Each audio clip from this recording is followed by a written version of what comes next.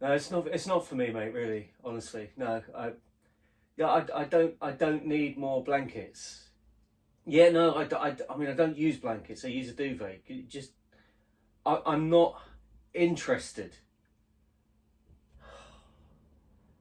I mean, what is it with people?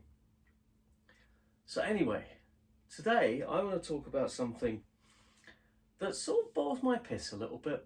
I'm going to try not to be a rant. I'm going to try to be useful as well, but I want to make the case that you don't have to be a bellend to do marketing. So I'm sure we've all been there, right?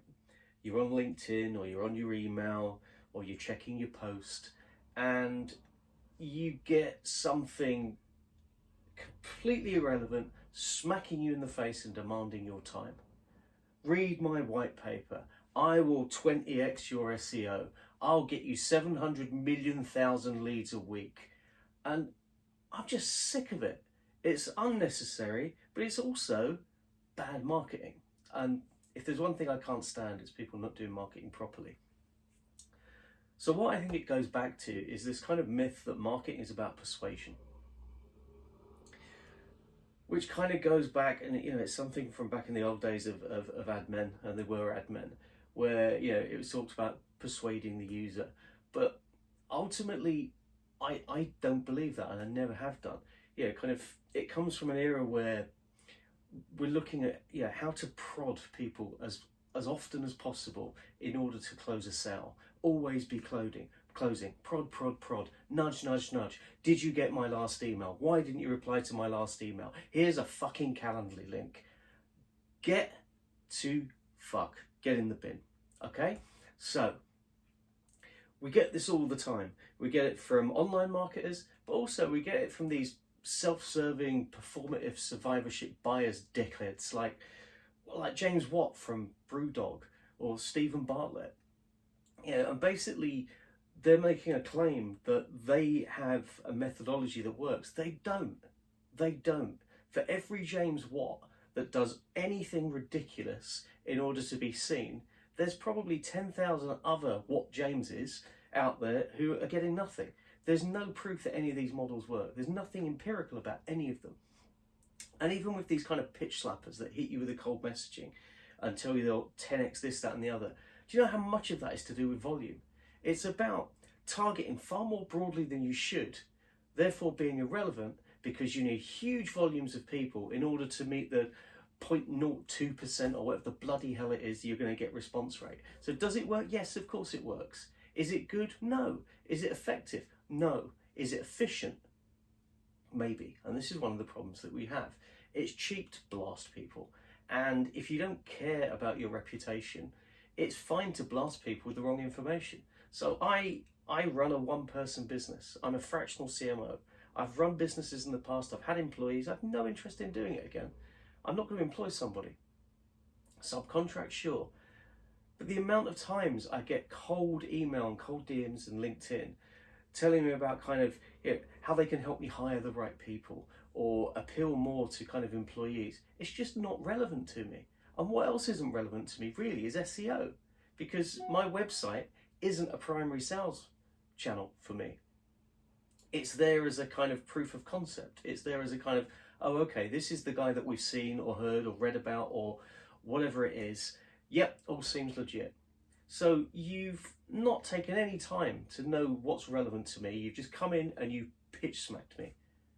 Now, I hate it. Hate it.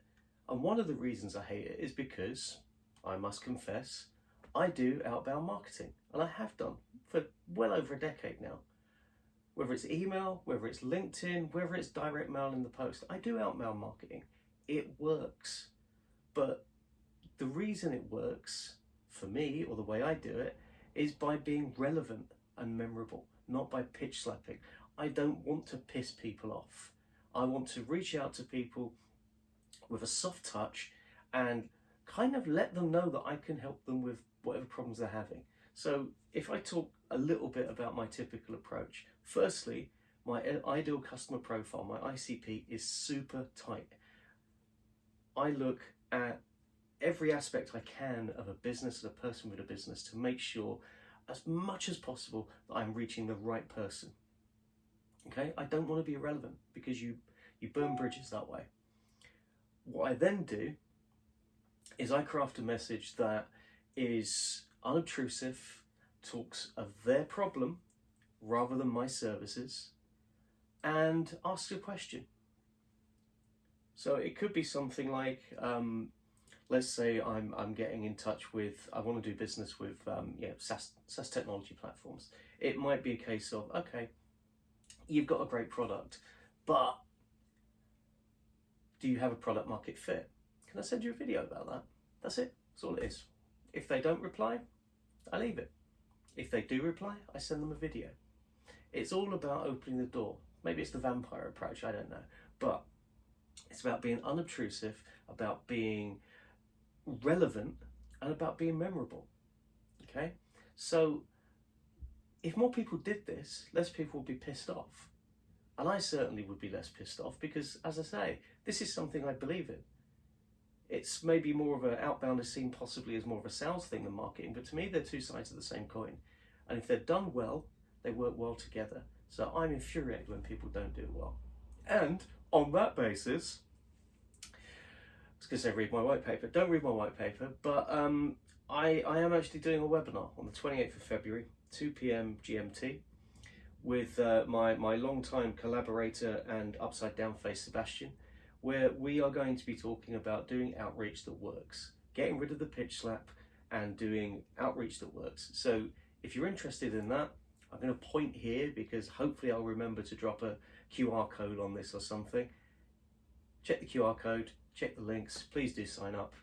It's going to be practical, and hopefully it will help make marketing better, which this dick could do with as well.